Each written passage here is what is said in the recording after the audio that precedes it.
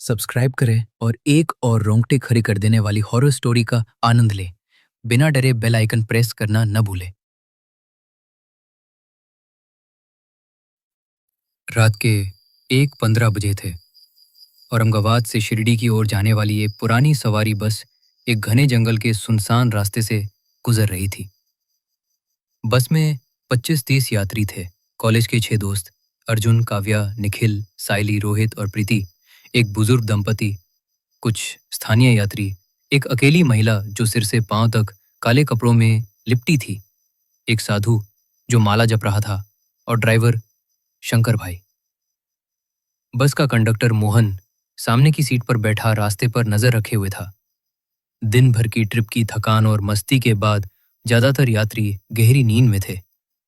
बाहर की सन्नाटे भरी हवा और बस की मध्यम रोशनी एक अजीब सा डर पैदा कर रही थी। शंकर भाई नींद से जूझते हुए बस चला रहे थे और उनकी आंखें बार बार झपक रही थी। अचानक बस की हेडलाइट्स में एक साई जैसी आकृति दिखाई दी। वो एक लंबा काला साया था जो रास्ते के बीच में खड़ा था।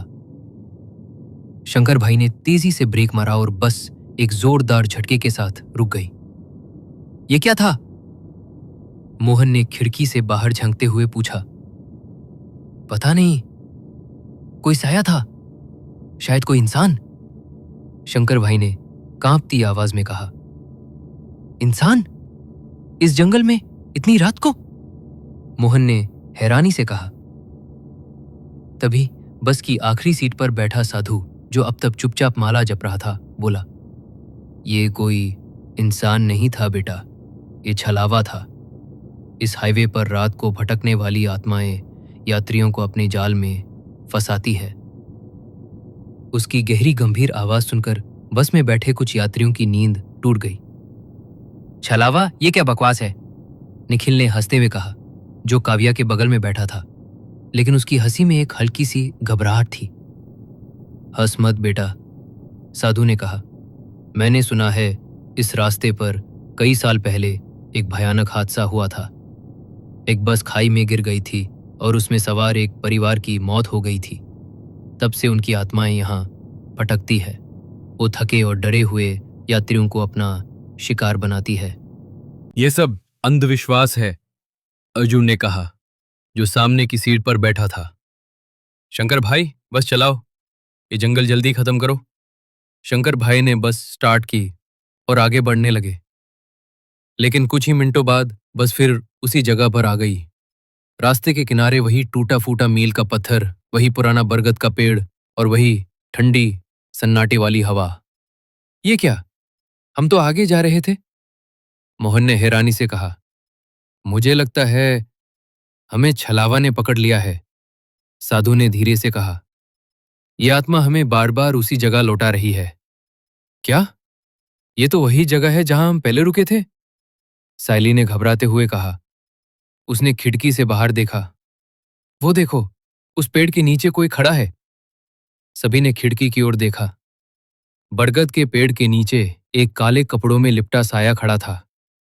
उसका चेहरा नहीं दिख रहा था, लेकिन उसकी मौजूदगी से सभी के रोंगटे खड़े हो गए। शंकर भाई, बस भगाओ, रोहित ने चीखते हुए कहा। शंकर भाई ने बस की स्पीड बढ़ा दी, लेकिन कुछ ही देर में बस फिर उसी बरगद के पेड़ के पास आ गई। ये क्या हो रहा है? हम तो सीधा जा रहे हैं, शंकर भाई ने घबराते हुए कहा। मैंने कहा था ना, ये छलावा है, साधु ने कहा। ये हमें उसी जगह घुमाता रहेगा जब तक हम इसका सामना नहीं करते। सामना? आपका दिमाग खराब हो गया है, निखिल ने गुस्से में कहा। हम यहां से निकलना चाहते हैं, न कि किसी भूत से लड़ना। लड़ना नहीं बेटा, छलावे को हराना है, साधु ने शांत स्वर में कहा। ये आत्मा हमारी थकान और डर से ताकत पाती है। अगर हम डरना बंद कर दें तो ये कमजोर पड़ जाएगी। तभी बस की खिड़की पर जोरदार थपथपाहट हुई। सभी चौंक गए। काव्या ने खिड़की की ओर देखा और उसकी चीख निकल गई। बाहर एक बच्चा खड़ा था, जिसके चेहरे पर आंखें नहीं थी, सिर्फ काली खो थी। मम्मी, पापा, मुझे ले चलो, उसने धीमी डरावनी आवाज में कहा। ये क्या है? काव्या ने कांपते हुए कहा। ये छलावा का जाल है, साधु ने कहा। ये हमें डराने की कोशिश कर रहा है। अपने डर पर काबू रखो। लेकिन कैसे? प्रीति ने पूछा। ये तो हमें बार बार उसी जगह लौटा रहा है। हमें एकजुट होना होगा, साधु ने कहा। मैंने सुना है कि अगर हम सब मिलकर इसका सामना करें और इसे अपने डर का शिकार ना बनने दे तो ये कमजोर पड़ जाएगा। तभी बस में बैठी वो अकेली महिला जो अब तक चुप थी, अचानक बोली। मैंने भी सुना है कि इस रास्ते पर एक आत्मा भटकती है। वो एक औरत थी जो अपने परिवार के साथ उस हादसे में मरी थी। वो रात को यात्रियों को भटकाती है और जो डर जाता है वो उसका शिकार बन जाता है। उसकी आवाज में एक अजीब सा ठंडापन था जिससे सभी का ध्यान उसकी ओर गया। आपको इतना कैसे पता? अर्जुन ने शक भरी नजरों से पूछा। मैं इस रास्ते पर कई बार सफर कर चुकी हूं, उसने कहा और उसका चेहरा साड़ी के पल्लू में छुपा रहा। मुझे पता है कि छलावा हमें गुमराह करने के लिए कुछ भी कर सकता है। सभी यात्रियों ने मिलकर फैसला किया कि वे बस से उतरकर उस साये का सामना करेंगे। शंकर भाई और मोहन को छोड़कर, जो डर के मारे बस में ही रह गए। बाकी सभी बरगद के पेड़ की ओर बढ़े। साधु ने अपने झोले से एक छोटा सा ताबीज निकाला और उसे मंत्र पढ़ते हुए हवा में लहराया। पेड़ के नीचे वो साया अब भी खड़ा था। जैसे ही साधु ने ताबीज लहराया और ओम नमो भगवते वासुदेवाय मंत्र का जाप शुरू किया, साये ने एक तेज चीख मारी। तुम मुझे नहीं हरा सकते। उसने एक गर्जना की। हम डरेंगे नहीं। अर्जुन ने हिम्मत जुटाकर कहा। तू जो भी है हमें छोड़ दे। हमें छोड़ दे। बाकी यात्रियों ने एक साथ चिल्लाया। तभी साये ने अपना रूप बदला। वो अब एक बच्चे की शक्ल में था जिसके कपड़े खून से लथपथ थे। मेरे मम्मी पापा को तुमने मारा, अब तुम सब मरोगे, उसने कहा और हवा में तैरने लगा। ये सब भ्रम है, साधु ने कहा। इसके जाल में मत फंसो, अपने मन को शांत रखो।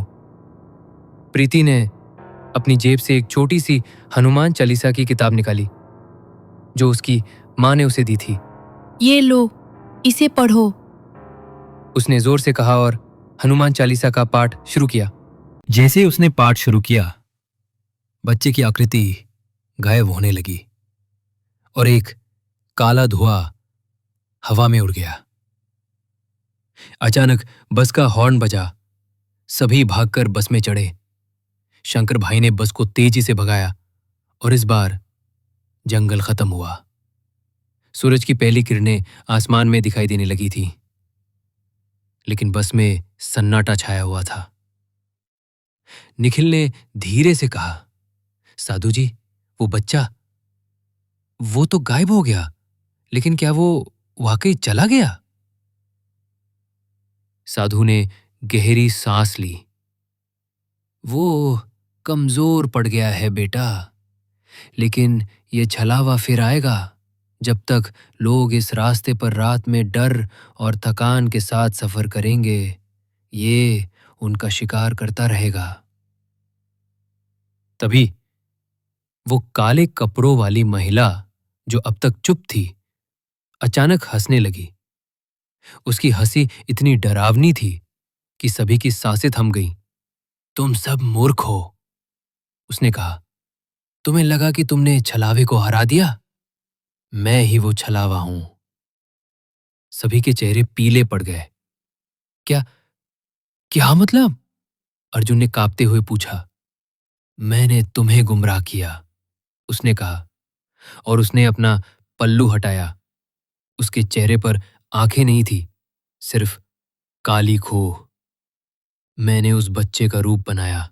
मैंने तुम्हें बार बार इस जंगल में घुमाया। तुम्हारा डर मेरी ताकत है और अब तुम सब मेरे हो। नहीं! साधु ने चिल्लाते हुए अपना ताबीज उसकी ओर फेंका। ताबीज जैसे ही उस महिला को छुआ, वो एक तेज चीख के साथ काले धुएं में बदल गई और बस की खिड़की से बाहर निकल गई। बस में सन्नाटा छा गया। सभी एक दूसरे को देख रहे थे, लेकिन किसी को यकीन नहीं था कि छलावा वाकई चला गया था। शंकर भाई ने बस की स्पीड और बढ़ा दी। सूरज अब पूरी तरह उग चुका था और जंगल पीछे छूट गया था। लेकिन एक सवाल सभी के मन में था, क्या वो छलावा वाकई बढ़ गया था या अभी भी उनके बीच कहीं छुपा था? क्या वो महिला वाकई छलावा थी या साधु का ताबीज भी उसी के जाल का हिस्सा था? अगर ये कहानी आपको पसंद आई तो हमें सब्सक्राइब करें और बेल आइकन दबाना ना भूलें।